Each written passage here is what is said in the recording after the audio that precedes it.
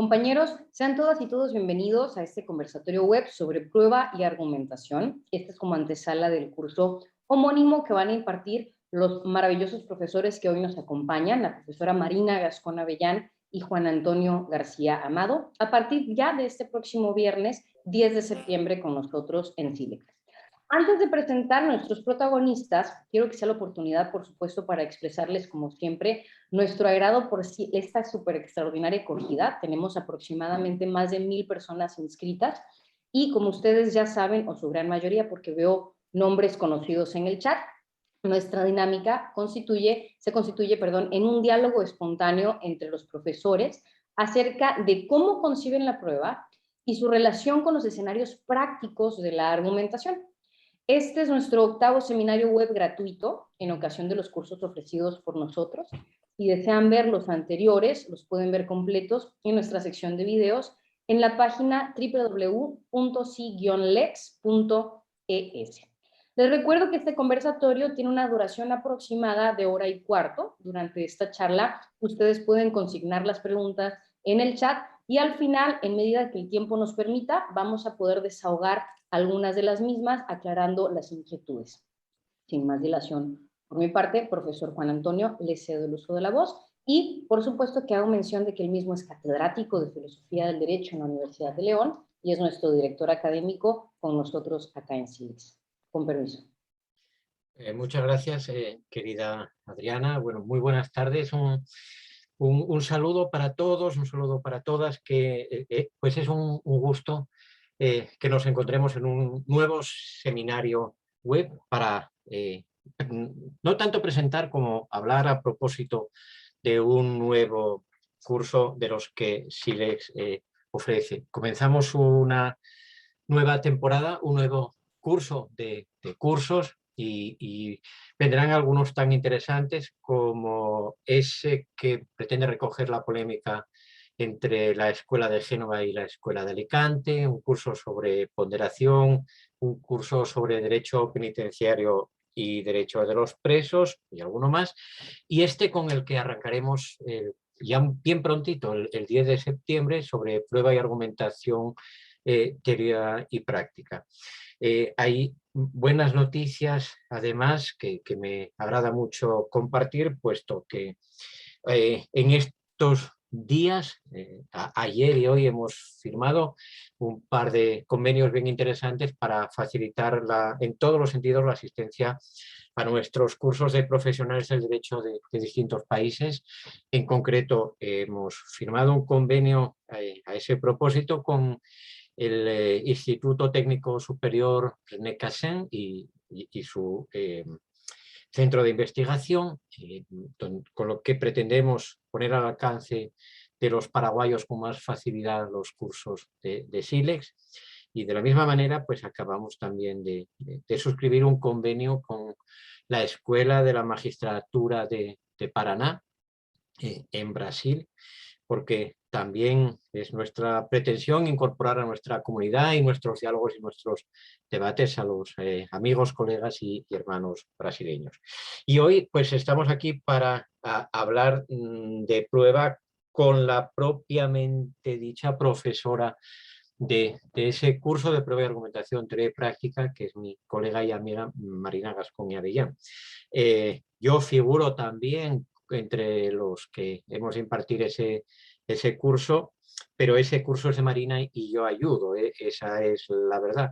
Me va a servir de estímulo para aprender y estudiar bastante más, para no desmerecer, pero sea como sea, pues es un placer enorme poder compartir una nueva tarea con Marina Gascón.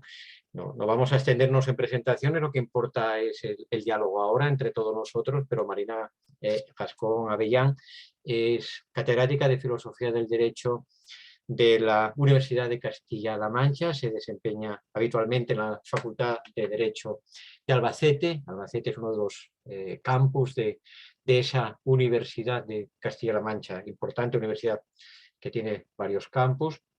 Y bueno, Marina y yo somos además amigos y me da mucho gusto este momento y llega el instante de contar secretos. Yo a Marina no lo había avisado de esto, pero si alguna vez me he preguntado ¿Por qué me resulta tan fácil entenderme con Marina Gascón?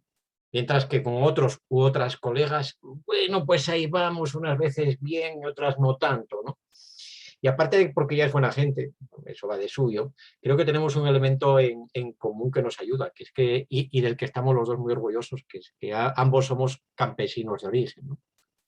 Esto de haber trabajado en el campo, antes de haber trabajado con las normas, ayuda bastante a relativizar lo jurídico, aunque algunos seamos positivistas, y ayuda sobre todo a entender a algunos colegas, porque el trato con distintos seres en el campo permite ubicar a cada uno en su lugar en la naturaleza. Bueno, ya se me ha escapado un comentario indebido, pero como quiera que sea, que gracias Marina, qué gusto compartir este instante contigo. Y ahora voy a la segunda indiscreción. ¿Y qué tal te salió el arroz? Porque yo he de decir que hace unas horas hablamos un momentito pues para ponernos de acuerdo en algunos asuntos del curso y de esta reunión, y Marina me dijo, bueno, tengo poco tiempo porque tengo a toda mi extensa familia hoy conmigo y quiero hacerles un arroz riquísimo. ¿Salió bien o qué? Salió estupendo. Sí, salió bien. Salió estupendo. Bueno, pues, no quedó nada, así que asumo que salió estupendo. Esa es la mejor señal. Bueno, pues tenemos que hablar de pruebas, argumentación y estas cuestiones y sin perjuicio de que esto está llamado a ser un diálogo entre nosotros y múltiple de todos los que quieran participar. Bueno, podemos empezar por la pregunta más sencilla, que es, ¿y tú, Marina, cómo lo ves? Es decir, ¿cuáles crees tú que son en este momento los grandes retos de la teoría de la prueba y los grandes problemas prácticos del derecho probatorio o los grandes problemas de la prueba en nuestra jurisprudencia, en nuestros tribunales, ¿no? ¿Qué hemos hecho bien hasta ahora y qué deberíamos ir solucionando? Bueno, muy buenas tardes a todo el mundo y muchas gracias, Juan Antonio, por tus palabras. Yo también estoy encantada de compartir contigo este curso. No es verdad que el curso sea mío y tú vayas a la zaga, ni muchísimo menos. Pero sí es verdad que, bueno, me he dedicado mucho, quizá, no sé si demasiado, en los últimos tiempos a este tema, al tema de la prueba, y es un tema que me apasiona porque me parece muy relevante, tanto desde el punto de vista teórico como doctrinal y sobre todo práctico. Claro, me parece una de los retos fundamentales de la práctica del derecho, ¿no? Y por tanto estoy encantada de que me hayas invitado a poner en marcha este curso conjunto, porque voy a aprender mucho también de oírte y de tus comentarios. Y dicho esto, pues me preguntas cuáles creo yo que son los retos o qué cosas hemos hecho bien y qué cosas nos quedan por hacer. Yo creo que hemos hecho bien ya bastantes cosas, ¿no? Desde que hace, yo diría ya casi unos 20 años, ¿no?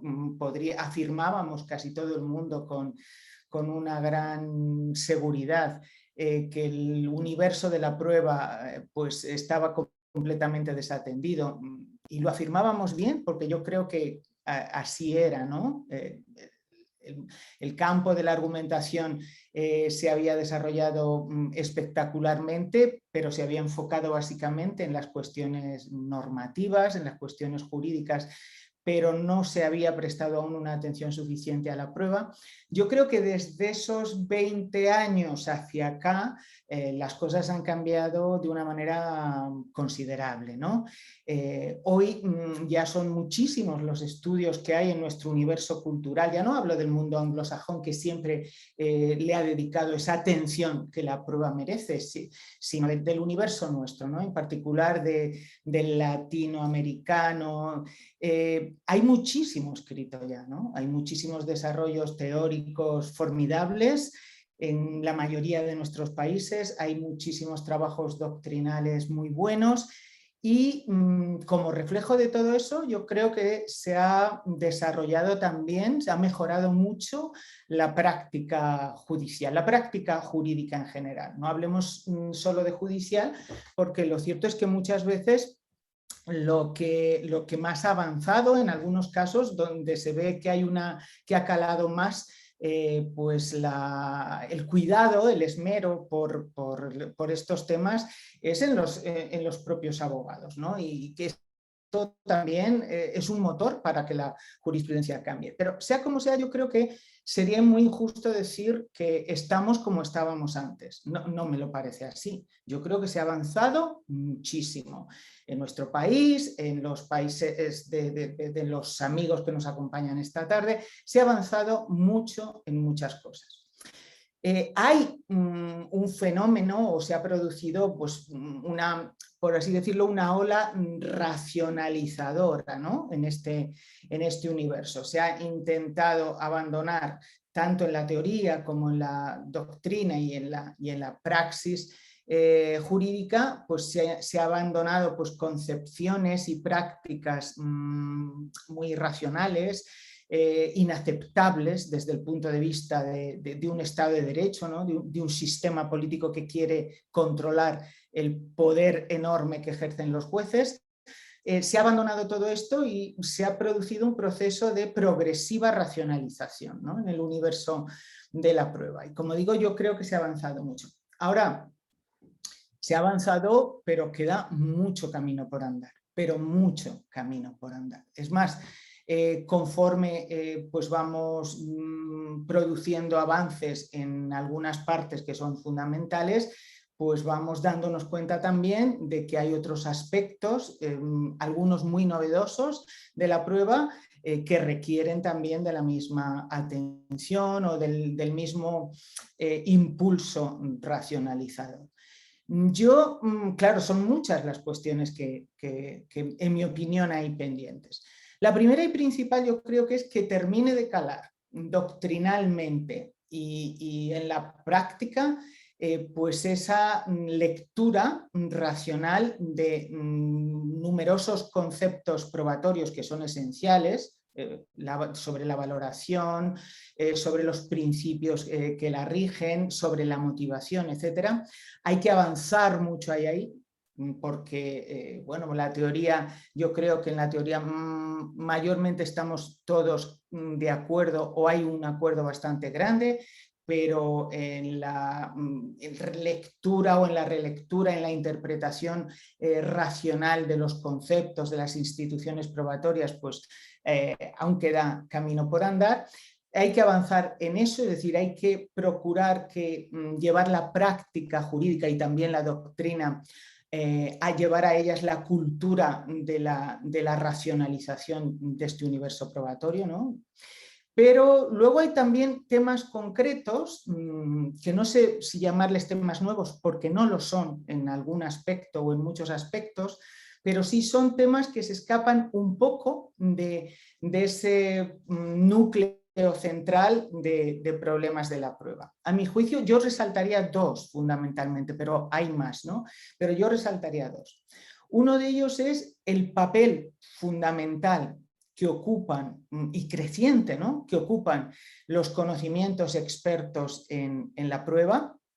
Los conocimientos expertos siempre han ocupado un papel principal, ¿no?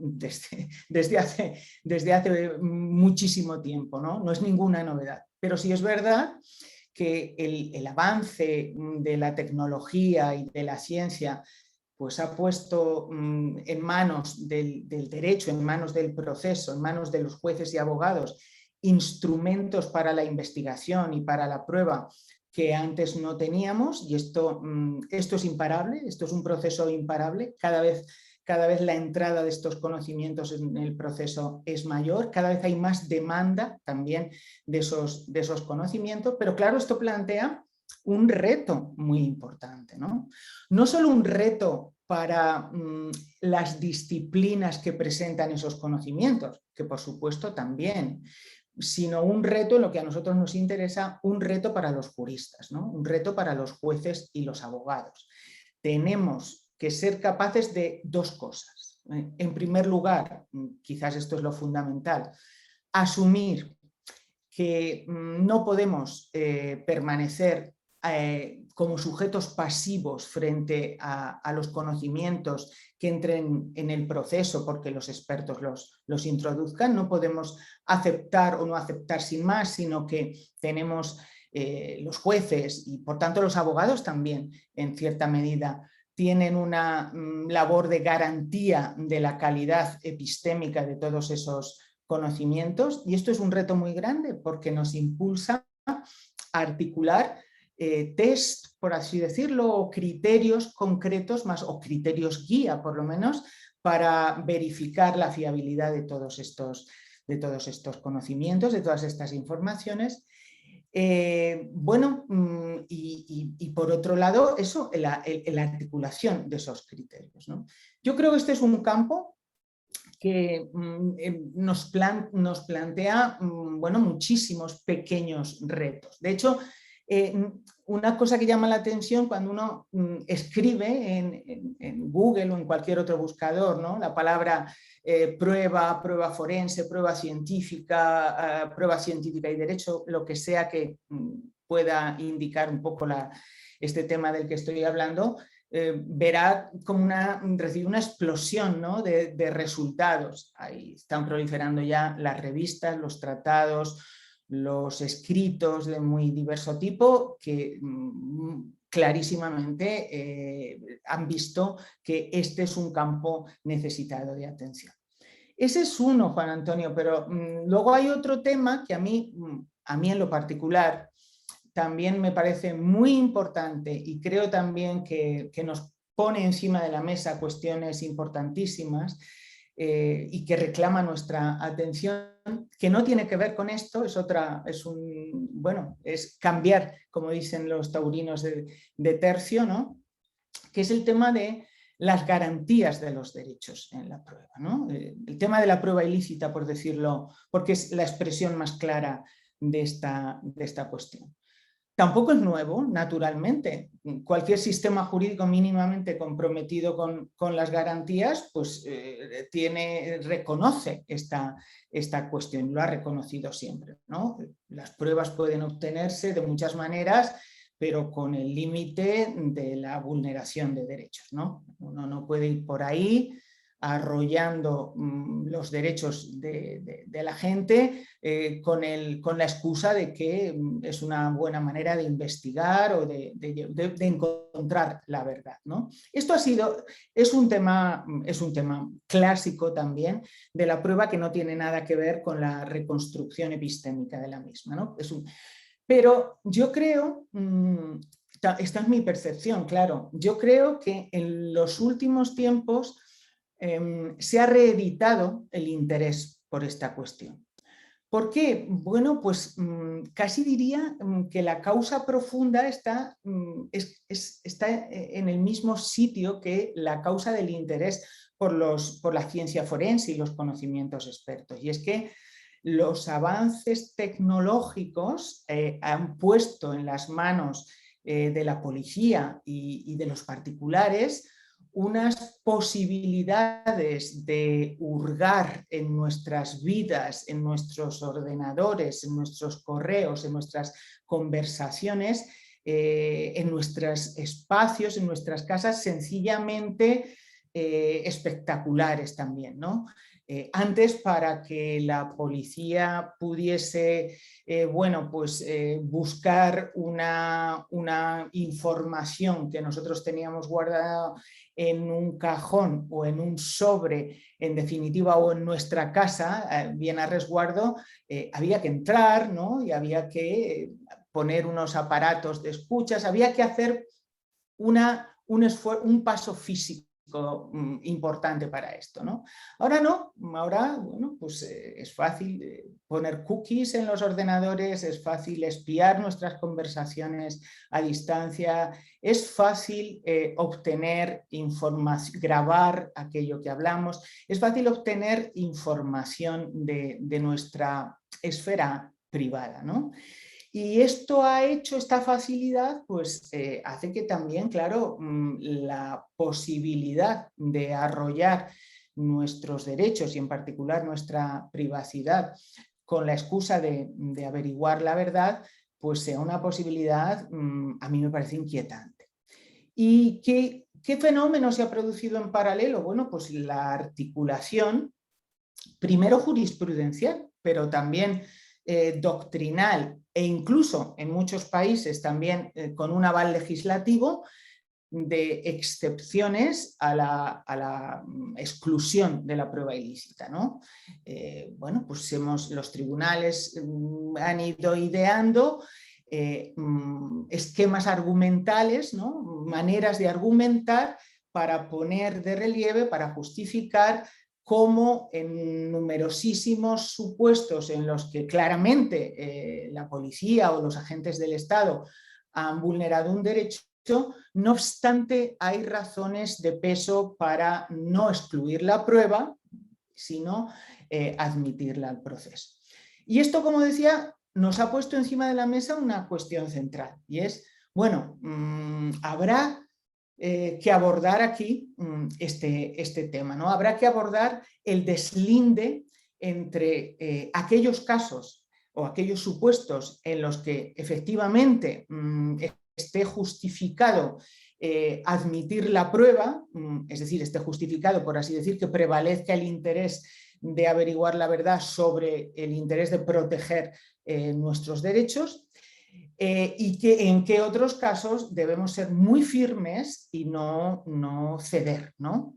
Porque lo que está sucediendo ahora es que, bueno, está en manos de los jueces, hemos puesto, por así decirlo, entre todos la patata en el tejado de los jueces y son ellos los que en cada caso, con bastante libertad, eso sí, recurriendo a figuras argumentales muy variadas, pero con bastante libertad, pues tienen la última palabra sobre si algo que se ha obtenido, una información que se ha obtenido con vulneración de derechos, es válida o no es válida. Yo creo que esto nos plantea dos retos, por lo menos, o tres.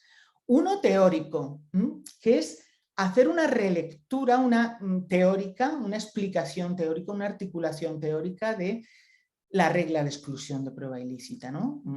Tenemos que estar todos seguros o tener claro qué es esa regla, ¿no? Y a qué sirve. Porque en los últimos tiempos se está viendo cada vez también más reclamos teóricos, doctrinales y desde luego jurisprudenciales de hacer una lectura de esta regla en clave epistemológica. Y esto, bueno, no parece que este fuera el sentido originario de la regla. La regla es una garantía de derechos, ¿no? La regla pretende, o así lo veo yo, elevar en una sociedad concreta, en un estado concreto, el estándar de protección de los derechos cuando se buscan pruebas. Y sin embargo, está habiendo cada vez, bueno, pues más posiciones que cuestionan esa cuestión. Entonces yo creo que una reconstrucción teórica, una lectura doctrinal también clara sobre en qué casos sí y en qué casos no, y una praxis también que tiene que actuar con unos ciertos criterios que eviten pues, el ejercicio de discrecionalidad tan inmenso que hoy ejercen cuando se enfrentan a estos temas. Yo señalaría esos dos temas, sé que hay muchísimos más, ¿no? Pero estos dos temas a mí me preocupan especialmente.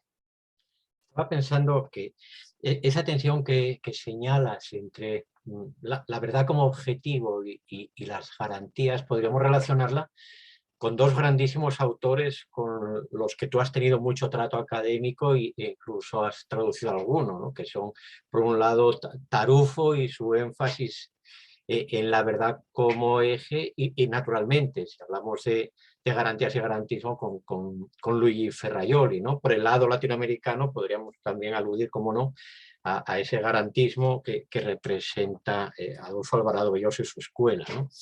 Pero bueno, esa parece que es una tensión a la que hay que prestar mucha atención y es sutil esa frontera entre la verdad como objetivo de la prueba y de su práctica y las garantías, ¿no? ¿Dónde ponemos, cómo ajustamos, cómo calibramos eso? Uh-huh.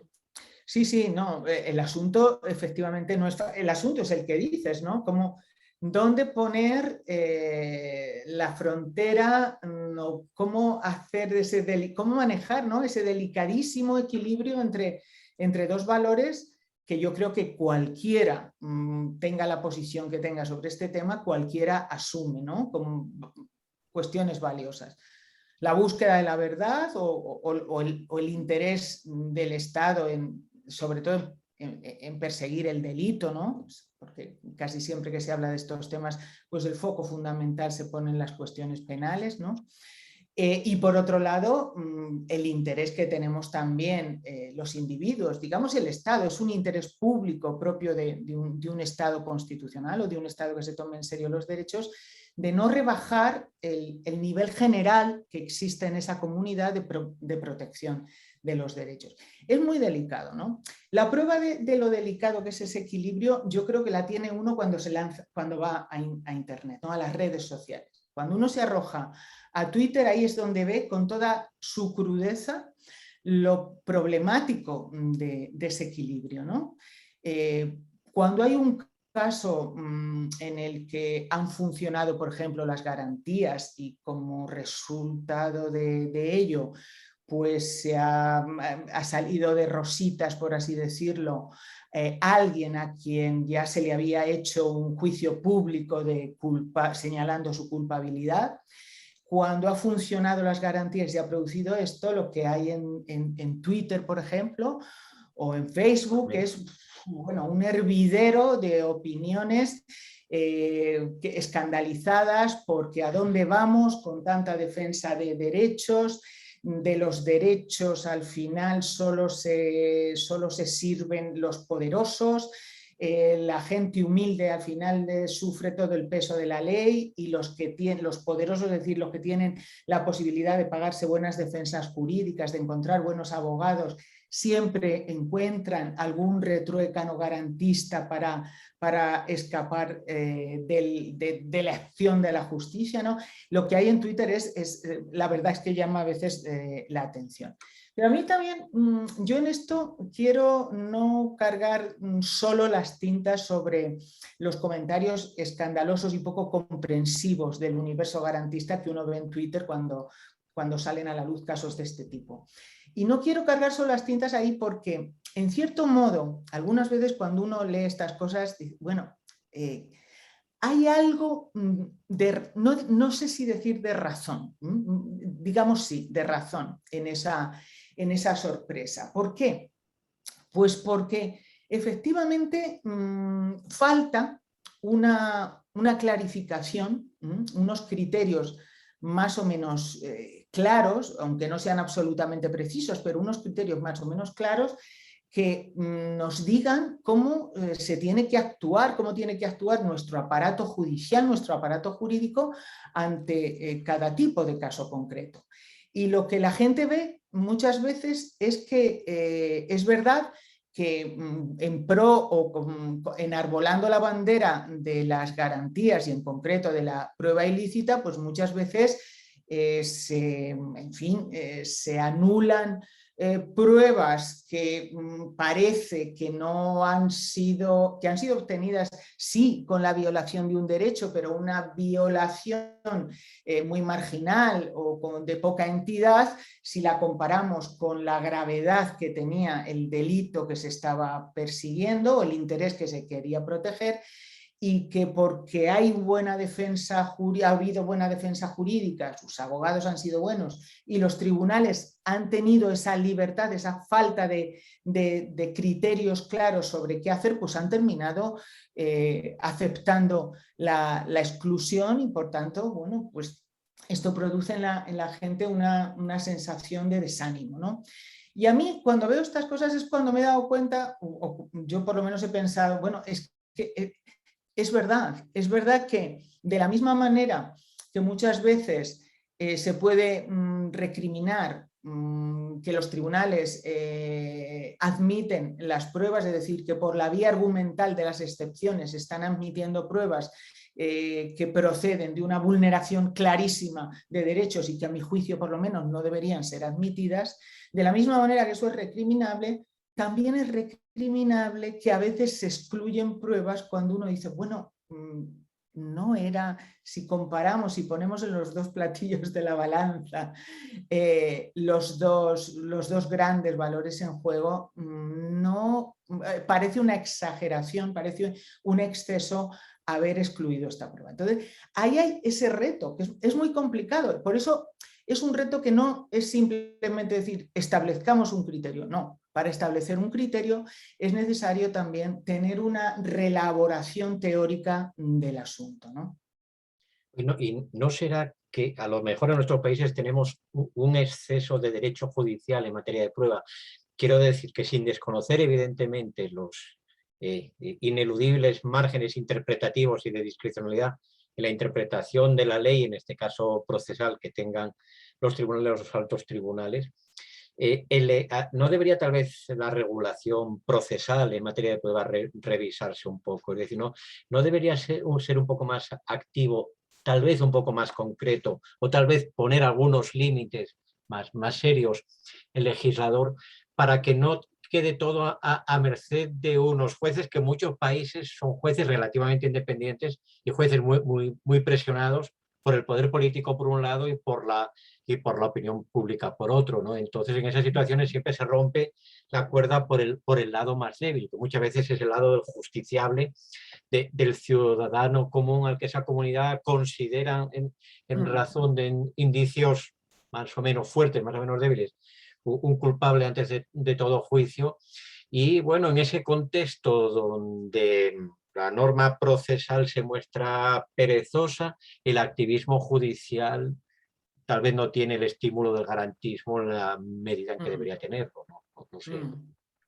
No, hombre, creo que llevas razón, ¿no? Es evidente que el mundo de la prueba en estos aspectos tiene muchos campos, muchos ámbitos, muchos campos de acción que no están regulados normativamente, ¿no? Sino que son los jueces, ¿no? Es la jurisprudencia la que va articulando criterios, pero que tampoco son criterios muy firmes, porque también si dijeses, bueno, se pueden generar una jurisprudencia sólida y por vía de precedente, pues al final hay una norma jurídica que todo el mundo entiende que es como una roca y la respeta. Pero es verdad lo que dice, no es así, no es así. Siempre estamos en, bueno, este es el criterio que mayoritariamente siguen los tribunales, pero hay algunos que no y tampoco pasa nada. O a veces se sigue en estos casos este criterio y otras veces se sigue este otro. Es decir, hay en nuestros sistemas jurídicos pues una falta de acción normativa jurisprudencial por vía de precedente que deja...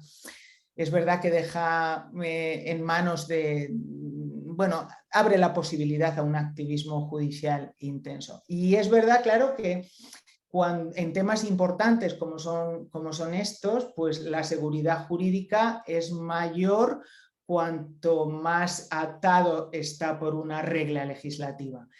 Lo que pasa es que yo en esto, Juan Antonio, no sé si soy tan optimista de que una regulación legislativa sea la panacea de todo. Yo siempre he pensado en esto, pero también en otros problemas, que al final que funcionen bien las cosas, que se juegue bien al juego del derecho, depende mucho de la cultura jurídica, de la clase jurídica de un país, y diría que de todo el mundo, no solo de los juristas.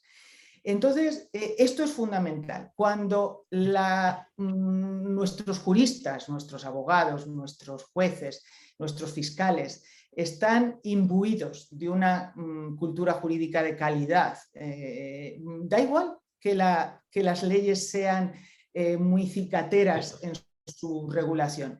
Y al contrario también pasa. Los juristas somos unos artistas en darle la vuelta a las cosas, y si le queremos hacer decir a lo blanco negro y a lo negro blanco, y entre todos nos parece correcto que esto es así y lo asumimos, pues se lo decimos y nos quedamos tan panchos, ¿no?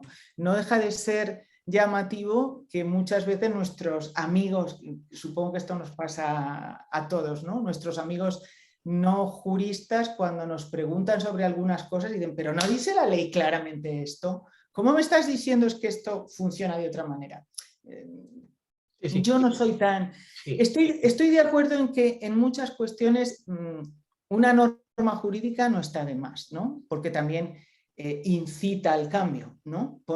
Es una llamada de atención, es decir, a ver, atención, que tenemos que ir cambiando esto. Pero el gran cambio, yo creo que es un cambio cultural. Y cuando existe ese cambio cultural, incluso con malas leyes, hay buen derecho. Claro, yo estoy absolutamente de acuerdo con eso que dices, pero yo creo que se podría formular una especie de regla como hipótesis de trabajo que sería la siguiente, ¿no? Concurren tres factores: la acción del legislador, del derecho procesal, la cultura jurídica y los jueces. Cuando el legislador es torpe o perezoso, cuando la cultura jurídica es escasa y cuando la independencia judicial y con ello la imparcialidad está en cuestión, llevamos las de perder los ciudadanos y nuestros derechos, ¿no? Yo creo que la política sabia, yo creo, y apuntas ideas muy interesantes, la política sabia sería, yo pienso que los abogados, tenemos muchos ingenieros sociales, sería ver cuál de esos resortes hay que tocar y cómo y de qué manera. Yo llevo mucho rato convencido de que algo en lo que estamos fallando los profesores, los teóricos del derecho, es en que no hacemos pedagogía jurídica, ¿no? Esas personas que en Twitter se escandalizan ante el uso normal de la presunción de inocencia, por ejemplo, que hacen los tribunales o los modos en los que en relación con eso se valora la prueba en el campo penal. Bueno, muchas de esas personas no tienen una vocación autoritaria ni un temperamento temible, simplemente nadie les ha explicado con un poquito de calma y de un modo comprensible cómo funcionan esos mecanismos jurídicos y sobre todo a quién sirven, que es a uno mismo, al conjunto de los ciudadanos, ¿no? Pero bueno, yendo a ese tema del alcance de las regulaciones y cuánto de preciso tiene que ser la norma y cuánto campo hay que dejarle al juez, tenemos un colega que, amigo de ambos, que es Jordi Ferrer Beltrán, que acaba de publicar un gran libro que tú conoces muy bien, que se llama Pruebas sin convicción, donde él reitera esa idea suya de que no solo hay que tratar de objetivar los estándares de prueba en el campo penal y en los otros, evidentemente, sino que él ofrece un cierto modelo de regulación legal de los estándares, aun sabiendo que nunca va a haber ninguna aplicación automática. Tú eres más bien escéptica en ese campo o escéptica hasta cierto punto. ¿Te apetece contarnos un poco cómo ves tú ese tema de los estándares de prueba y en qué medida consideras que se puede objetivar, sabiendo que esa es una de las lecciones, uno de los temas de nuestro curso? No te pido que desveles todos los secretos aquí, sino una idea general de tu postura, ¿no? No, yo no tengo ningún secreto, como creo que no lo puede tener nadie en estas cuestiones. El libro de Jordi Ferrer es un libro muy bueno, es un libro muy importante, ha hecho un esfuerzo además muy bien hecho, esto vaya por delante, claro que sí, sobre un tema que es importante. O sea, a nadie se le puede negar, que nadie negaría que el tema de los estándares de prueba cumplen un papel, tienen su lugar en ese universo, un lugar natural, por ponernos aristotélicos, en ese universo, en esa teoría general de la prueba. Es evidente que el concepto de estándar de prueba, le llamemos así o le llamemos de otra manera, es un concepto fundamental, ¿no? Porque es un estándar, pues es el criterio de suficiencia probatoria y por tanto es el criterio para decidir.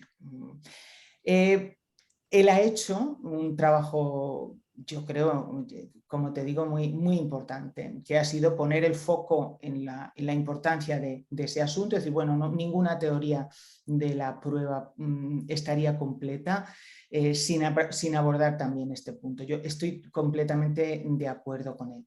Estoy de acuerdo con él también, a diferencia de algunos de sus críticos, que son muchos y por razones diferentes.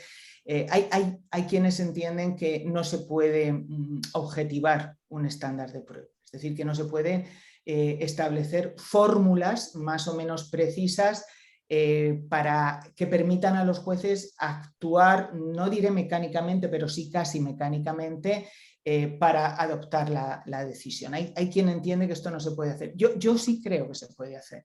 De hecho, yo hace muchos años también en un trabajo sobre los estándares de prueba, bueno, hice mi intento, mi juego, ¿no? De decir, bueno, tanto creo que se puede hacer que se podría hacer así, por ejemplo, ¿no?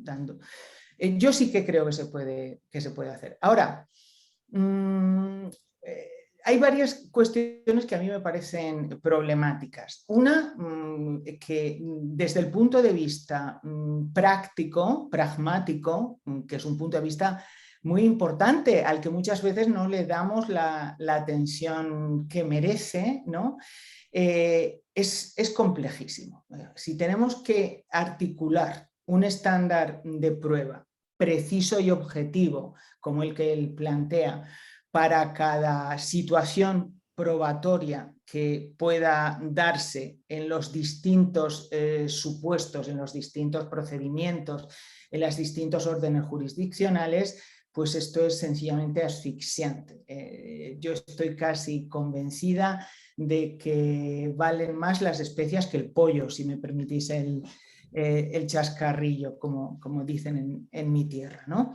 Es un esfuerzo demasiado grande, ya no te digo su elaboración, sino también su aplicación. Pero hay una cosa en la que a mí me sorprende, se lo he dicho a Jordi personalmente, bueno, me invitó muy amablemente a que le hiciera la presentación del libro y allí se lo dije también. Lo que a mí más me sorprende es que, quizás la tesis fundamental que mantiene Jordi Ferrer es la idea de que sin un estándar de prueba objetivo es imposible, y esto lo dice, tú has leído su libro igual que yo y lo dice repetidamente, es imposible justificar la decisión. Hombre, vamos a ver. Si eso es así, si asumimos que eso es así, entonces estamos asumiendo también derivadamente que hoy día ningún juez o tribunal está justificando cabalmente las decisiones en materia de prueba, porque que yo sepa, ninguno está aplicando, porque no existen, no están formulados, al menos en la grandísima mayoría de los casos o de los más importantes, esos estándares de prueba precisos y objetivos que quiere Ferrer y que quieren también otros, ¿no? como Lauda. Esto yo creo que no lo asumiría nadie. Es verdad, estamos dispuestos a asumir que lo que hacen todos los jueces y tribunales cuando justifican la prueba es lo mismo, es decir, nada, son ejercicios de pretensión justificatoria, pero que no son más que pantomimas que no justifican nada. ¿Es verdad que es lo mismo actuar de una manera que de otra? ¿Es verdad que como no tenemos estándares no es posible justificar en ningún caso?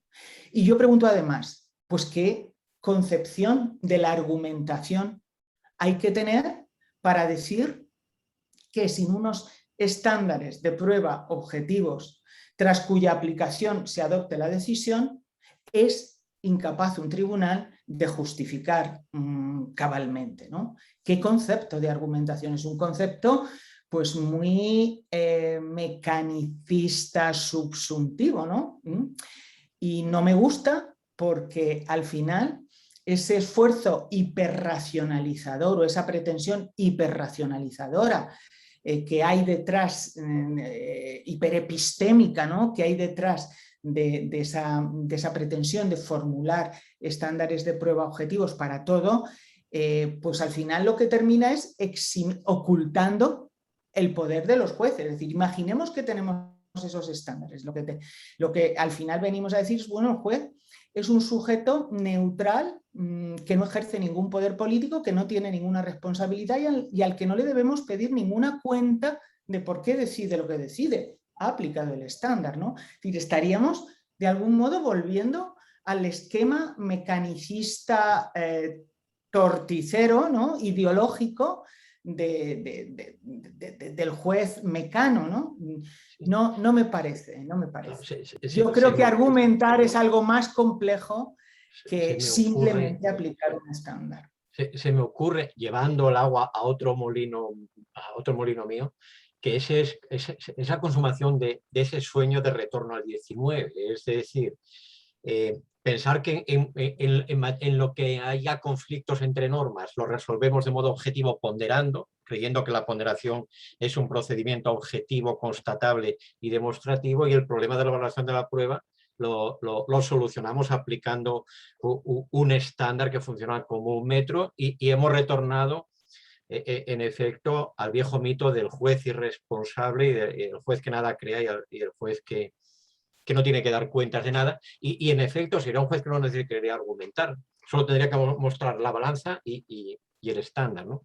Pero relacionado con esto, y aunque parezca que estoy cambiando de tema, bueno, y en todo este panorama complejo sobre la prueba y los estándares y la argumentación racional y la búsqueda de la verdad, si metemos un ingrediente más en ese cóctel, le echamos al pollo otra especia y hablamos de la perspectiva de género en materia de prueba, nos enredamos más aún, ¿no? Bueno, a ver, es lo que yo no soy especialista en la cuestión en las propuestas, aunque conozco algunas de las propuestas que desde la perspectiva de género se han hecho para regular o para proyectarse sobre la valoración de la prueba. Conozco algunas, no soy una especialista en estos estudios, pero tengo mi opinión, ¿no? Mi opinión es que, bueno, cuando hablamos de la perspectiva de género, casi siempre se está pensando en materia de prueba, casi siempre se está pensando en la manera en cómo se resuelve la prueba en los delitos de violencia sexual, digámoslo así, ¿no?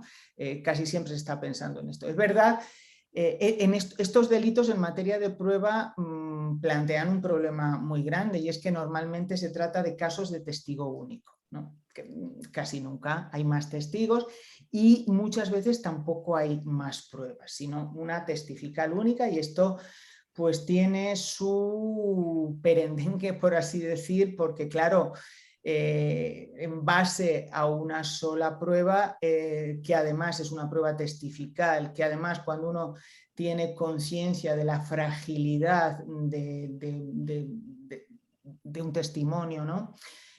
Pues es complicado, ¿no? Es complicado, y uno entiende también pues todos los esfuerzos que se están haciendo en muchas jurisprudencias por intentar salvar de alguna manera este tema. Esto le pasa a lo que al caso que hablábamos antes de la prueba ilícita, ¿no? Donde ponemos la linde para que casos con tan escaso cuadro probatorio, por el hecho de que el cuadro probatorio sea escaso, no queden, por así decir, impunes, y al mismo tiempo se respete la presunción de inocencia. Ese es uno de los temas de un problema fundamental. Pero luego está todo esto, que es por lo que has sacado todo el tema de la perspectiva de género, que es decir, bueno, la perspectiva de género propone tratar, o desde la perspectiva de género se propone tratar o abordar el tema de la valoración de la prueba de una manera específica que muchas veces pues también quiebra o pone en riesgo las garantías probatorias, ¿no? La presunción de inocencia. Mi opinión es que el problema fundamental que se plantea en estos casos es un problema, porque lo es en muchos casos. Claro que llevan muchas veces razón quienes critican la manera en cómo se han resuelto casos concretos de este tipo, pero no es un problema que para mí se resuelva con fórmulas raras que pongan en riesgo las garantías probatorias, sino que es un problema de razonamiento jurídico puro y duro, un problema de selección de máximas de experiencia. Cuando uno analiza alguna de esas sentencias que por la razón que se han causado escándalo y han sido criticadas porque los jueces han sido unos machistas o han dictado sentencia de una manera que es muy criticable. ¿Qué es lo que hay detrás? Pues lo que hay detrás ha sido que el razonamiento probatorio que han hecho es un razonamiento anclado sobre unas máximas de experiencia que son o puros estereotipos debilísimos en muchos casos de cómo es una mujer tal, de cómo se comporta en la sala una mujer violada o de cómo actúa, puros estereotipos que no se sostienen o simplemente puros prejuicios, ¿no?, personales del juez o de los miembros o de los magistrados del tribunal. Y por tanto lo que hay es un error de razonamiento. En este aspecto está empezando a haber una jurisprudencia, por así decirlo, más luminosa, o al menos a mí me lo parece. El otro día veía una sentencia en la que lo que dice el tribunal es que efectivamente el caso era un caso en el que, bueno, pues el juez había despreciado el testimonio de la víctima completamente, que era la prueba principal y casi única, con unos razonamientos como pues del tipo de las mujeres que tal no reaccionan de tal manera al ver al acusado en la sala o no parecen tan alegres o no. Las máximas, los estereotipos, que en realidad los puros prejuicios en los que se asentaba el razonamiento eran los que a juicio del tribunal habían llevado a esa conclusión, y lo consideró que esto era un caso de error de raciocinio. Bueno, llamémosle como queramos en cada jurisdicción, pero me parece adecuada esa visión y ese abordaje del asunto. Lo que hay que hacer, pero en este caso y en otros casos que no tienen que ver solo con que la mujer esté implicada en el asunto, sino que pueden estar implicados varones a propósito de otras cuestiones y donde los tribunales usan también estereotipos y prejuicios inaceptables, lo que está implicado es un tema puramente epistémico, que es el de la selección correcta de máximas de experiencia, ¿no? Y nosotros tenemos otro tema que está previsto que toquemos en algún momento a lo largo de nuestro curso, que es el de la relación entre prueba y el llamado principio de inmediación.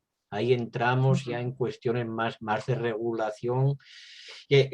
En la medida en que tenga que ver con esto, menciono, hace apenas 2 días leía sobre una sentencia de la Sala Contenciosa del Tribunal Supremo Español donde parece, yo no soy experto en eso, pero que por primera vez y excepcionalmente se admite la prueba importante sobrevenida que se contempla solo en casación, es decir, que no se aportó antes. Estamos en materia contenciosa y en materia tributaria, pero hasta ahora habíamos sido un poco rehenes de una interpretación maximalista de esa idea de inmediación, es decir, que la única manera de hacerse una idea sobre si ese testigo miente o dice verdad o acierta o hierra, ese perito es que esté el juez allí viéndolo con sus lentes bien ajustadas. ¿Tú crees que hay que aflojar un poquito esa obsesión con la inmediación o es una garantía más que debemos mantener? Yo lo que creo es que esto es uno de los temas fundamentales, porque en mi opinión, uno de los aspectos más irracionales de la praxis, de muchos casos, es justamente la interpretación, el alcance que se le da al principio de inmediación. Sin desmerecer la virtud de la inmediación, que yo creo que tiene que ver también con la facilitación de los interrogatorios y facilita mucho más, hace mucho más fluido el interrogatorio, porque uno va viendo por dónde pueden ir las preguntas o de qué manera hacerlas, etc. Lo que no puede ser es interpretar la inmediación como un principio de formación de convicción, que es como se ha interpretado clásicamente en esa visión subjetivista o irracionalista del principio de libre convicción, ¿no? Esto tiene que desaparecer completamente, porque esto es irracional.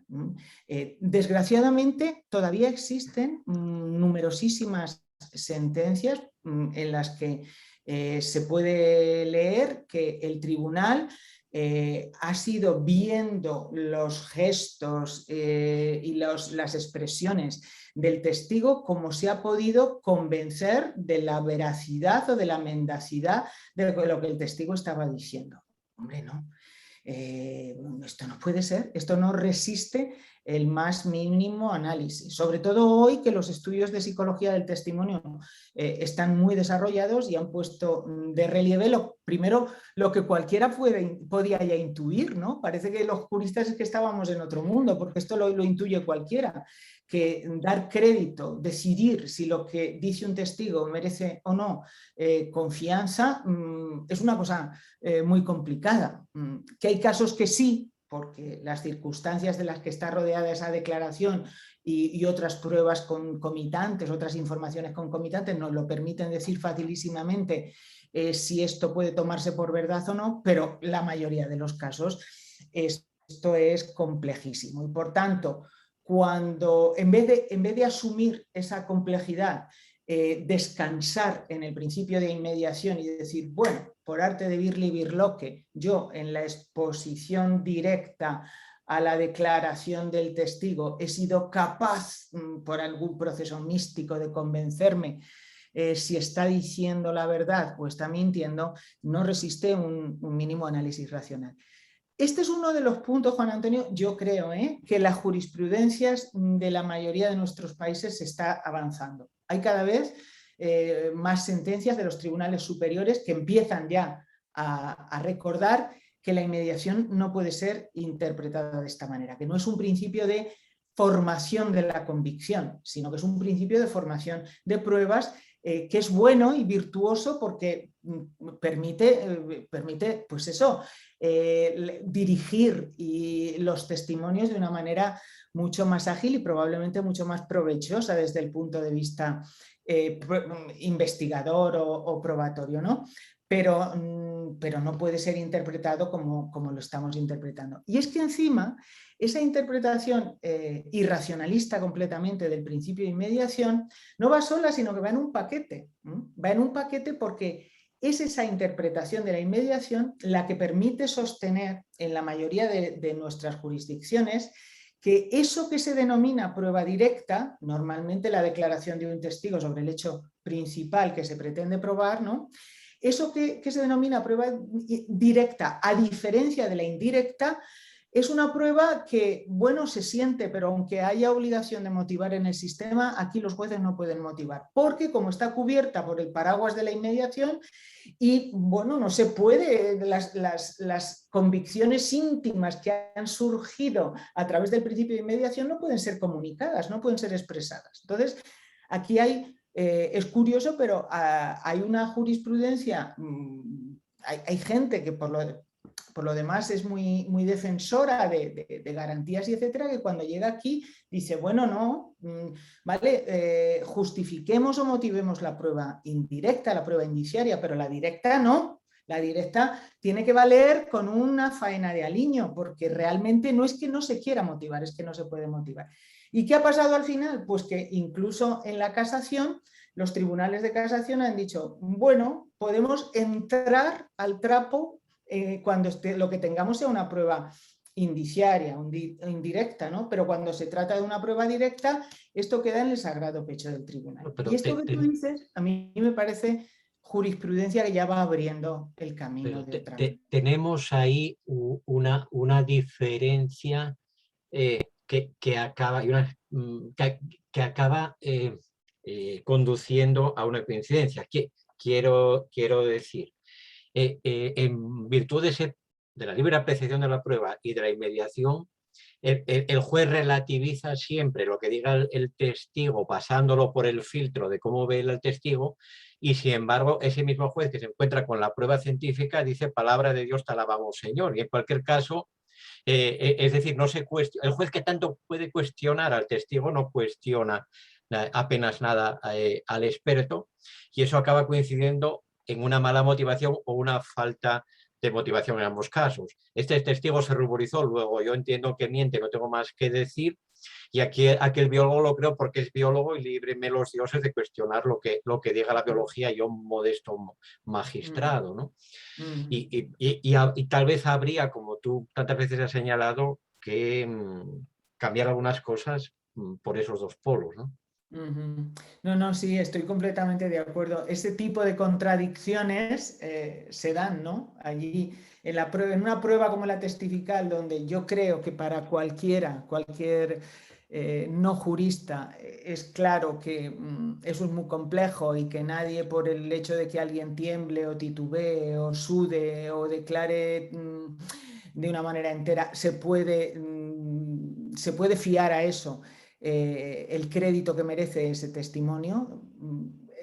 Eso yo pienso que casi la mayoría de la gente lo ve así. Sin embargo, en el campo del derecho, pues eso se ha catapultado con la idea de la inmediación, que ha sido una manera, como tú muy bien estás indicando, de permitirle al juez que termine diciendo lo que, o decidiendo como él crea. Pues si me lo he creído o no me lo he creído. Por lo demás, que esto es irracional, lo pone de relieve el hecho de que si quisiéramos verbalizar bien, en una especie de ejercicio de motivación excelente, si quisiéramos verbalizar bien las máximas de experiencia, las leyes generales que se están usando para hacer ese juicio basado en la inmediación, veríamos que son puros prejuicios o estereotipos que no se sostienen, que no admiten en muchísimos casos un control de racionalidad. Y luego, en cambio, lo otro, ¿no? Dice, bueno, y cuando uno tiene aquí una prueba científica, entonces dice, pues sí, lo que diga el experto y yo no tengo nada que decir. También es comprensible, ¿eh?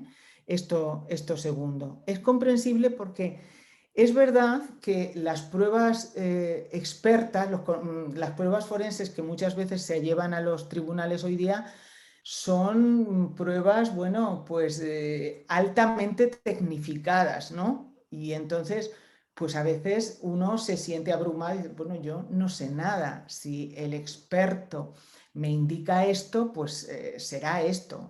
Ahí hay una faena que tenemos que hacer y que tenemos que impulsar desde el campo del derecho, no solamente por el lado de los jueces, que al final tenemos que hacer, tienen que hacer, y los abogados también, de filtros de la fiabilidad de lo que los expertos declaran, sino también por parte de las disciplinas forenses de las que declaran esos expertos. Y aquí sí, Juan Antonio, por ejemplo, por lo que decías antes de en algunos campos sería muy buena una regulación legislativa, pues mira, yo creo que este es uno de los asuntos en los que sería buenísimo una regulación legislativa para decir quiénes pueden o no pueden declarar, cómo tienen que ser los laboratorios, cómo se tienen que hacer las cosas, cómo tienen que ser los informes, porque lo que hay ahora es un poco también, en muchos casos, un batiburrillo, quitado la prueba de ADN, que suele gozar de una buena regulación, de una buena estandarización en casi todos los sitios, pues el resto de las pruebas no tienen esto y sin embargo son usadas con mucha profusión. Habría que digamos, que meterle el diente a estas cosas. Sí, pasa el tiempo muy rápido, muy gratamente. Tenemos que finalizar pronto para dar paso a algunas preguntas.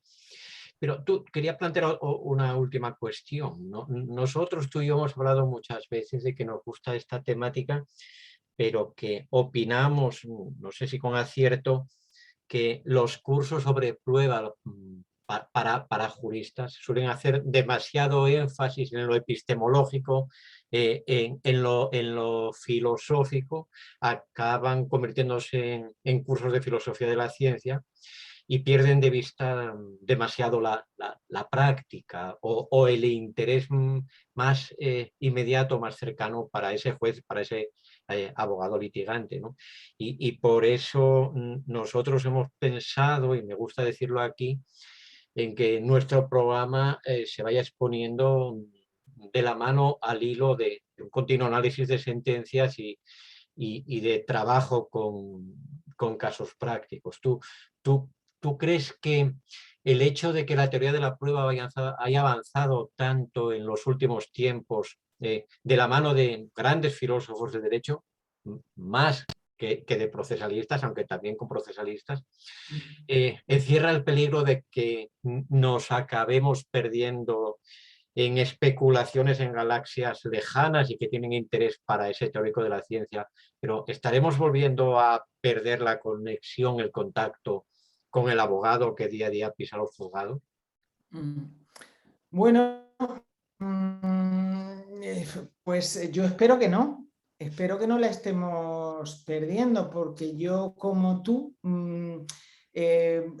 para mí el gran valor de la teoría, y yo me he dedicado en muchos escritos a teorizar y teorizar sobre estas cosas, pero el gran valor de la teoría es su función práctica, ¿no? Tiene que servir para algo. Si yo tuviera que decir, por ejemplo, cuál es el objetivo práctico fundamental, la función fundamental que una buena teoría y una buena doctrina sobre la prueba desempeña, diría que es muy claro: la eliminación del error, la minimización, para ser más modestos y más precisos quizás, del error. El tema fundamental, el problema práctico fundamental al que nos enfrentamos es el de la producción de errores judiciales, que es el paradigma de la injusticia, ¿no? Yo pienso que cuando a uno, a cualquiera de nosotros, sea o no jurista, le preguntan ¿cuál cree usted que es una de las mayores injusticias que puede producir un sistema jurídico? Pues una sentencia errónea, ¿no? Una sentencia basada en un error judicial. Esto machaca a la gente, ¿no? Le priva de su libertad, le quita el honor, le quita la autoestima en la mayoría de los casos, le daña el bolsillo, le arruina las perspectivas y los planes de futuro de ellos o de sus familias. O sea, lo peor, lo peor. Entonces, cuando uno se acerca a esto, yo por lo menos lo veo así, yo me acerco así. Me acerco desde la perspectiva de los errores judiciales. Hay que hacer todo lo posible por minimizar la posibilidad de que se produzca un error judicial. Y la teoría es para esto.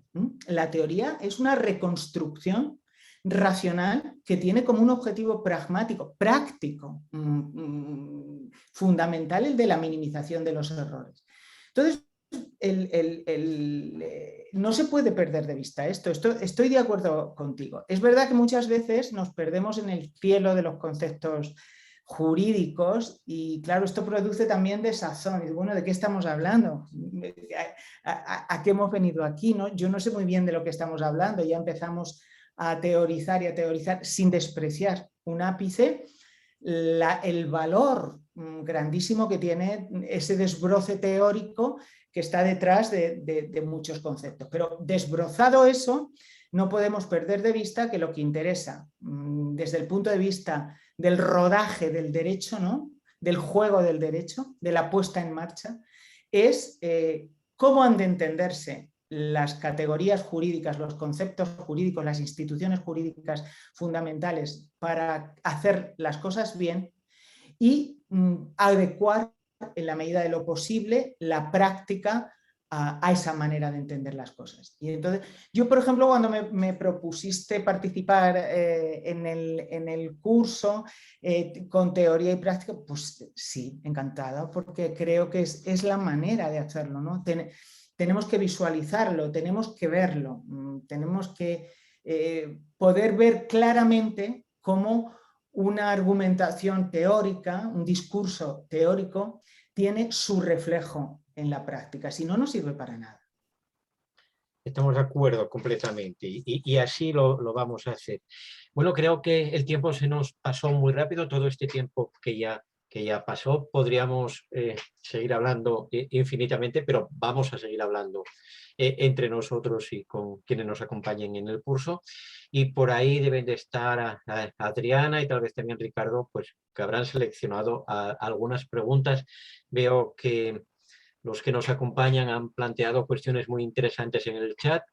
Hoy no podremos tratar sino una pequeñísima muestra de todos esos intereses, pero bueno, ahí quedan y seguiremos hablando. Tú nos cuentas, Adriana. Efectivamente, profesor. Ay, espérenme, tengo un problema. ¿Ya nos escucha el eco? Tienes un poco de retorno, Adriana.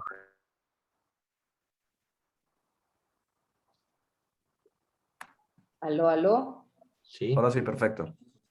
Ah, sí, ok, muy perfecto. bien. Efectivamente, tenemos múltiples interrogantes en el chat. Dentro de las que tenemos hay muchas que no vamos a poder desahogar por cuestión de tiempo, pero voy a iniciar con la de Rodrigo Bustamante Mora, donde nos plantea en qué medida la prueba de corroboración y bajo qué condiciones podría ser ayuda para consolidar o afianzar la credibilidad del testigo único.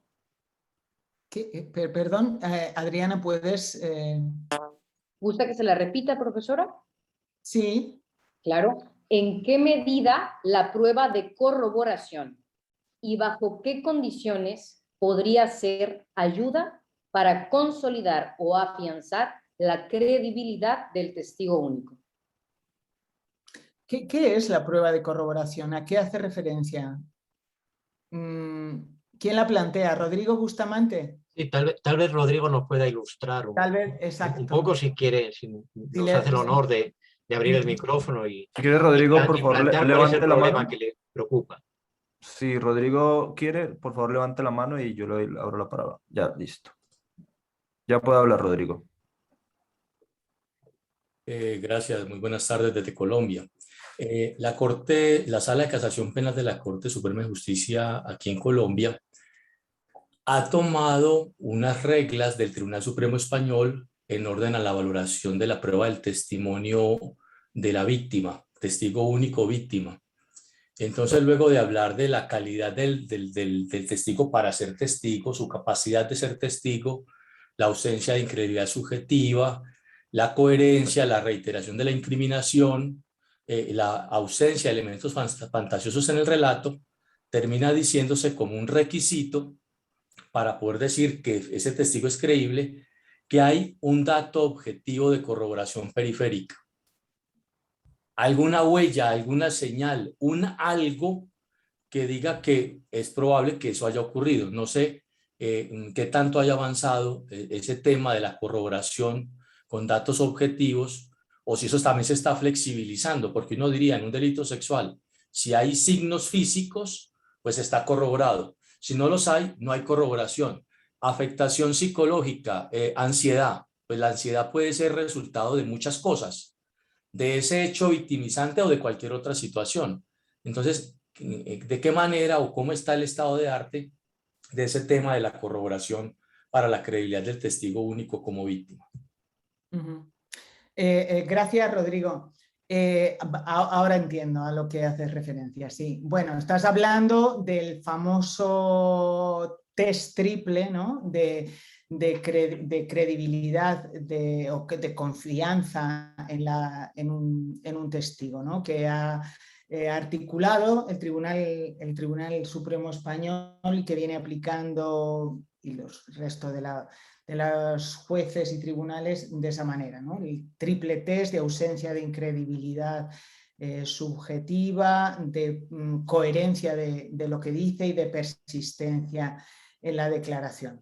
Bueno, normalmente lo que no se exige, no aparece como un requisito la corroboración por otros elementos periféricos para poder para poder confiar en lo que declara el testigo, ¿no? Normalmente no se exige. Yo de todas maneras, y está bien que no se exija. Vamos a ver, de todas maneras, Rodrigo, ya que has sacado a colación este tema del testigo único, del test triple para el testigo único, a mí me gustaría señalar que ese test, en mi modesta opinión, no ha de verse como una especie de regla de prueba que nos diga que cuando concurren esos tres requisitos automáticamente hay que dar por probado lo que declara el testigo,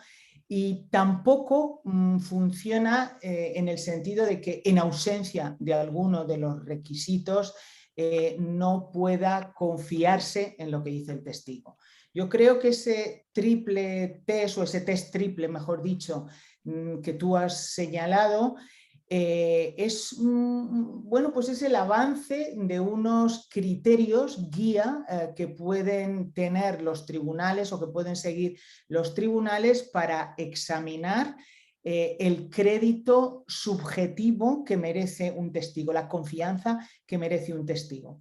Pero fíjate que incluso si el testigo, si decidimos que ese testigo concreto merece confianza, merece crédito, conforme o aplicando o siguiendo esos requisitos, aún está en cuestión la veracidad de lo que dice, ¿no? Este test simplemente sirve para medir la confianza que nosotros depositamos en el testigo. O sea, la correspondencia entre lo que el testigo dice y lo que el testigo cree que dice, que es un juicio de sinceridad, por así decirlo. Pero el testigo puede ser sincero y aquello que declara puede no ser verdadero. Entonces, yo a este test, que a veces en la jurisprudencia de muchos tribunales y en la propia doctrina es tratado o bien como una regla de prueba, si concurren los tres requisitos, entonces está probado lo que dice el testigo, o a veces es tratado también en el sentido de decir, si falta alguno, no se puede dar crédito a lo que dice el testigo. Esto no, yo creo que esto hay que verlo simplemente pues como un ofrecimiento, una indicación de criterios que son buenos criterios, que son buenas guías para evaluar la credibilidad subjetiva que merece un determinado testigo. Nada menos, pero tampoco nada más. Y ese elemento de la corroboración periférica que tú decías, ni siquiera la doctrina que mantiene esta cuestión, estos criterios, entiende que sea un requisito fundamental para poder hablar de la credibilidad, de esa credibilidad subjetiva, ¿no?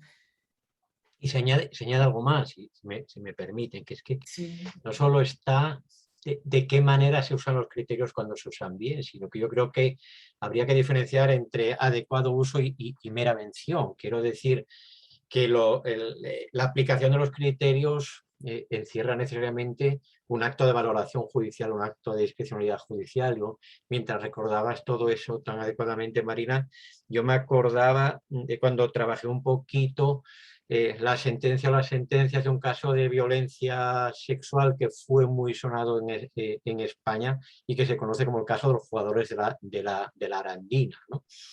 En primera instancia, luego la sentencia fue modificada en apelación, pero en primera instancia el tribunal dijo que merecía fiabilidad subjetiva la víctima, ciertamente, de la cual concurrían unos dictámenes psicológicos donde se hablaba de su constitutiva inestabilidad mental unida a su juventud. Hombre, y el tribunal hace mal si por definición cree que miente o si por definición cree que dice la verdad, ¿no? La coherencia en el testimonio. Bueno, esa víctima se había mantenido coherente en su deposición ante el tribunal, pero hay toda una serie de pruebas en el proceso que indican que a la mitad de sus conocidos les dijo que sí había habido violencia sexual y a la otra mitad les dijo que estaba muy orgullosa de haber tenido sexo consentido con sus agresores reales o supuestos, ¿no? Bueno, cuando la aplicación del puro criterio es coherente el testimonio, es creíble la víctima, etcétera, parece que está mediada o mediatizada por un a priori o casi por un prejuicio del propio tribunal, a lo que nos lleva es a que esos criterios, en lugar de ser útiles, se vuelven inútiles o se vuelven dañinos. Es decir, se les da la vuelta buscando un elemento de objetividad, se los subjetiviza hasta extremos que parecieran hacerlos inútiles. Más preguntas, Adrián. Claro que sí. de Roberto Reinaldi. Nos comenta que el Tribunal Constitucional Español en 2019 resolvió el caso Delgado de la Cova sobre este tema, lista Falciani, reduciendo un poco el concepto de prueba ilícita a aquella que ha sido buscada para el proceso y no en otros ámbitos. Dicha interpretación ha merecido bastante rechazo a nivel de la doctrina. ¿Creen ustedes que es hora de redefinir el concepto material de prueba ilícita?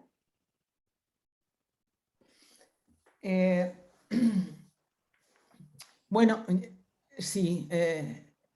A ver, la doctrina Falciani, efectivamente la doctrina Falciani ha dado como un vuelco en el asunto de la... Es importante, es una sentencia en la jurisprudencia española sobre la cuestión, es una sentencia muy importante. Cuentan 2 palabras qué pasó, Marina. Cuentan 2 palabras Bueno, el caso, que pueden haber personas que no lo conozcan.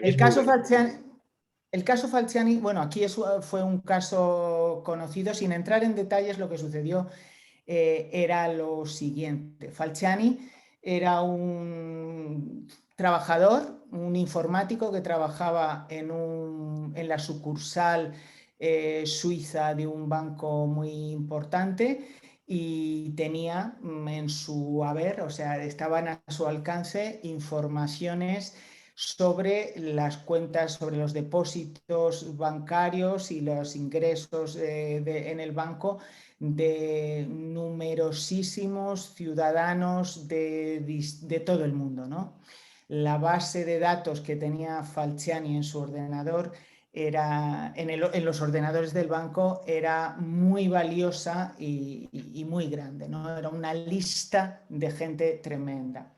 Falciani huyó de Suiza con un ordenador que contenía todos esos datos de supuestos o posibles delincuentes, evasores fiscales de sus distintos países, y huyó con esto y pretendió venderla. Bueno, este es el relato que después se hizo. Pretendió venderla, no lo consiguió, es decir, pretendió ganar un dinero vendiendo la lista, no lo consiguió y entonces huyó a Francia y le entregó la lista, le entregó los datos a las autoridades francesas. Las autoridades francesas, en virtud de un convenio con la Administración Tributaria Española, le pasaron al fisco español la lista de los ciudadanos españoles que figuraban en esa lista. Es decir, la lista Falciani era muy grande, a España se le pasó una lista con los españoles posibles evasores fiscales que aparecían ahí. La administración tributaria en ese momento decidió dar como una especie de segunda oportunidad a quienes figuraban en la lista y no habían declarado ese dinero, dio la posibilidad de hacer una regularización fiscal y se acogieron la mayoría a ese proceso, pero hubo algunos que no se acogieron. Y frente a los que no se acogieron, pues se les persiguió por evasión fiscal y entonces el problema jurídico fundamental que apareció era si esa lista, que era la información fundamental y sin la cual no se podía condenar por evasión fiscal a esas personas, porque no había prácticamente otra información, si esa lista era una prueba válida. Aquí la cuestión relevante es que la ilicitud de la prueba es una ilicitud que ha sido producida, es un acto ilícito producido por un particular, porque Falciani era un particular, no era un agente del Estado español, ni estaba al servicio del Estado español, ni fue contratado para actuar así, es decir, fue un particular que supuestamente por un afán de puro lucro recogió todos esos datos y dijo, bueno, pues no van a ser estos los únicos ricos del mundo, voy a ver si puedo yo también. Intentó venderlos, pero no los consiguió y fue después cuando puso la lista en manos de las autoridades francesas y luego vino a España. De hecho, luego Falciani vino y colaboró también con las autoridades españolas. Y este es el asunto fundamental, el que normalmente cuando hablamos de prueba ilícita, de la exclusión de la prueba ilícita, estamos hablando de las pruebas que consiguen ilícitamente los agentes del Estado, singularmente la policía, ¿no? Pero en este caso estamos hablando de la prueba obtenida ilícitamente por un particular. Falciani la consiguió violando el secreto bancario, ¿no? El deber de secreto que pesaba sobre él, y la trajo. Y vino finalmente aquí. Entonces ese es el problema, el reto fundamental que se pone aquí es este. La regla de exclusión acoge también o se ampara también, es aplicable también a las pruebas ilícitas obtenidas por particulares.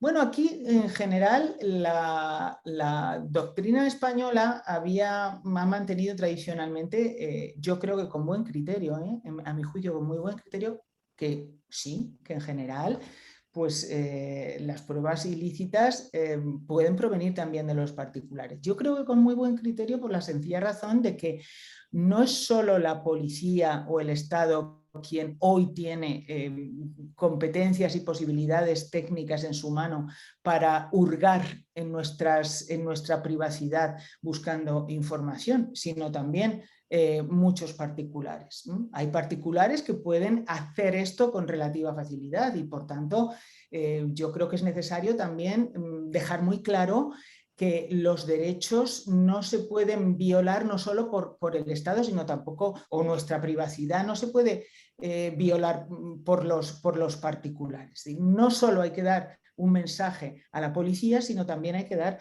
un mensaje a los particulares de que no pueden ir por ahí metiendo las narices en nuestros asuntos para obtener información y pretender que eso valga después como prueba en los tribunales. Esta había sido un poco la tesis general. La peculiaridad de la doctrina Falciani es que aquí tanto el Tribunal Supremo primero como el Tribunal Constitucional después dijeron, bueno, pero en este caso no, porque es verdad que la ilicitud probatoria se predica también de aquellas cometidas, de aquellos actos ilícitos cometidos por los particulares, pero siempre que busquen constituir pruebas. Cuando uno comete esa ilicitud, cuando uno obtiene una información violando un derecho, pero lo ha hecho no buscando una prueba que va a ser usada después en un procedimiento, sino por otros motivos, entonces no procede la exclusión. Es decir, entonces podemos utilizar esa información. Y lo que vino a decir aquí el Tribunal Supremo, que por eso insistía antes, es que realmente Falciani, cuando cogió toda esa información del banco, lo que no quería constituir pruebas, no quería actuar como una especie de zorro justiciero, sino que lo que quería era lucrarse. Lo que pasa es que no lo consiguió, pero lo que quería era lucrarse. Bueno, y esta es una doctrina que después además ha venido siendo usada, fijaos que esto es de hace unos cuantos años nada más, y sin embargo ya muchos tribunales ordinarios están usando esa doctrina Falciani para en numerosos casos decir que sí, que aunque la prueba ilícita también vale frente a los particulares, no obstante, si los particulares han cometido la ilicitud por causas distintas a la búsqueda de pruebas, a la constitución de pruebas, pues entonces la prueba debe ser admitida, ¿no? Muchísimas gracias, profesora. Y por último, voy a exponerles las de Brian Dante, que nos pregunta, ¿el planteamiento y estudio de los estándares de prueba racionales busca eliminar los errores judiciales o esta proposición es limitada desde tu punto de vista? ¿Quieres contestar tú, Juan Antonio? No, a mí me está gustando escucharte. A mí ya me oirán después, o contestamos los dos, pero si quieres comienza. ¿No? Bueno, si no he entendido mal la pregunta, Adriana, la pregunta es si el esfuerzo por construir estándares de prueba objetivos, etcétera, del que hemos hablado antes, busca, minimizar el error, busca limitar el error. Hombre, en el fondo, sí, en el fondo sí, y no. En el fondo sí, en el sentido de que se vincula a una teoría racional de la prueba que lo que intenta es también evitar pues, la discrecionalidad extrema y por tanto el riesgo de fallos, el riesgo de errores judiciales. Pero lo que busca más directamente es limitar la discrecionalidad del juez. Porque al final un estándar siempre distribuye el error y por tanto en la medida en que disminuye la posibilidad de uno, aumenta la posibilidad del otro. Pensemos, por ejemplo, en los estándares que funcionan en los procesos penales, ¿no? Estándares muy exigentes de prueba. Es evidente que cuando uno establece un estándar de ese tipo, un estándar muy exigente, digámoslo así simplemente, más allá de duda razonable, llámese como se quiera, un estándar muy exigente, ¿qué está haciendo? Pues está minimizando la posibilidad de que se cometa un error al condenar a alguien, porque hemos exigido mucha prueba para condenar y por tanto estamos minimizando la posibilidad de errar cuando decidimos finalmente condenar. Pero al propio tiempo se está aumentando también la posibilidad de que se cometa el error contrario, el error consistente en absolver a un culpable, ¿no? Entonces, en esa medida no persiguen la minimización del error o persiguen la minimización de uno, pero siempre aumentando, puede aumentar otro. Lo que persiguen básicamente ese intento racionalizador como el que pone en marcha nuestro queridísimo Jordi Ferrer es pues evitar la subjetividad judicial, ¿no? Decir claramente a los jueces cómo, cuándo, en qué condiciones o qué se tiene que dar para poder decir que se ha conseguido el umbral, que hay prueba suficiente para decidir cómo hay que decidir, ¿no? Es eliminar la discrecionalidad judicial, diría yo que es el objetivo fundamental, que es un objetivo muy noble y un objetivo muy importante. Lo que pasa es que la pregunta que habría que hacerse es, bueno, de todas maneras, en la construcción de un estándar objetivo, ¿es verdad que se elimina la discrecionalidad judicial? No es este el momento de entrar en ello, pero no se elimina por completo. Se ata más en corto, eso está claro, pero no se elimina por completo, porque el estándar está compuesto por una serie de criterios que para apreciar su concurrencia hay un margen de discrecionalidad también, ¿no? Pero su función yo creo, su objetivo yo creo que es este. No sé qué piensas tú. Yo pues estoy de acuerdo y complementaría eso o lo diría con otras palabras diciendo que no es el error por el error, es el error con graves costes. Quiero decir que lo que nos explica que se apliquen estándares diferentes en estos dos casos son los costes de equivocarse. No es lo mismo que tenga yo un pleito en el que me esté jugando 20 años en la cárcel o un pleito en el que me esté jugando 1.000 euros con mi casero, ¿no? Si se equivoca en mi contra el juez en el primer caso, me arruina la vida. Si se equivoca en el segundo caso, me produce un pequeño disgusto y no tiene importancia. Entonces, no es que la verdad o el error que sean un objetivo único o absoluto, sino que hay que combinarlo con lo que son costes personales y costes sociales. Esto es bien evidente, porque si fuera solamente el error lo que importara, el error en contra del justiciable, del demandado, del reo, etcétera, entonces habría que aplicar el estándar máximo, el estándar más exigente en todos los órdenes jurídicos y en todo tipo de pleitos, No, y eso no es así, ¿no? estoy de acuerdo completamente contigo, pero yo por eso decía que no es solo el error. Es verdad que se minimiza uno, pero aumenta otro. Es una distribución del error que está basada en consideraciones valorativas o políticas en un sentido amplio. Es decir, la decisión de creación de un estándar es siempre una decisión política. Es una decisión de nosotros como comunidad política decidimos que queremos esto. Queremos apostar por este riesgo y evitar en lo posible este otro. Y por eso, volviendo a lo de antes, importa mucho que respecto a estos temas la comunidad política sea una comunidad bien informada, ¿no? Que sepa valorar los costes sociales de los falsos positivos y de los falsos negativos, porque a lo que en mi opinión está llevando este populismo punitivo que nos inunda es que se le hace pensar al ciudadano desprevenido que es gravísima injusticia que un culpable resulte absuelto por la aplicación de las garantías, mientras que no se le hace ver que hay un riesgo igual de que sea condenado un inocente y que socialmente eso acaba siendo mucho más insoportable. Pero fíjate, Juan, estoy de acuerdo contigo completamente, pero fíjate que en esto, por lo que decíamos antes de la cuestión cultural, esto es las garantías son una cosa que se aprende. No son algo intuitivo. La gente no nace garantista. Las garantías hay que aprenderlas. Por esto que estás diciendo, vemos intuitivamente, parece que lo que más resalta siempre, mira, esos se han ido de rositas porque han funcionado las garantías y no estamos viendo que si no funcionaran las garantías, habría algunos inocentes que saldrían condenados, ¿no? Entonces, la garantía hay que aprenderla y hay que aprender también que, bueno, este es su juego, cuando funciona...